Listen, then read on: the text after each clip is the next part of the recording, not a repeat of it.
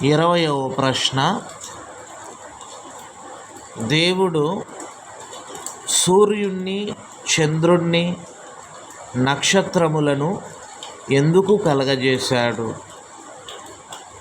సమాధానము: పగలును రాత్రిని వేరు చేయడానికి దేవుడు సూర్యుణ్ణి, చంద్రుణ్ణి, నక్షత్రములను కలగజేశాడు.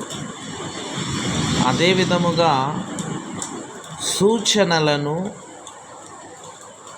కాలములను, దినములను, సంవత్సరములను తెలియజేయడానికి దేవుడు సూర్యుణ్ణి, చంద్రుణ్ణి, నక్షత్రములను కలగజేశాడు.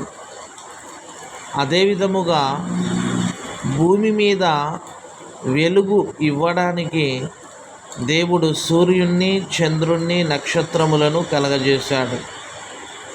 అదే విధముగా పగటిని ఏలుటకు సూర్యుణ్ణి, రాత్రిని ఏలుటకు చంద్రుణ్ణి, నక్షత్రములను దేవుడు కలగజేశాడు. పూర్తిగా ఒక మాటలో చెప్పాలంటే, దేవుడు సూర్యుణ్ణి, చంద్రుణ్ణి, నక్షత్రములను ఎందుకు కలగజేశాడంటే, భూమి మీద వెలుగు ఇవ్వటానికి, పగలుని రాత్రిని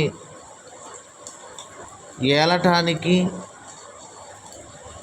వెలుగును చీకటిని వేరుపరచడానికి దేవుడు ఆకాశ విశాలమందు సూర్యుణ్ణి, చంద్రుణ్ణి, నక్షత్రములను కలగజేశాడు.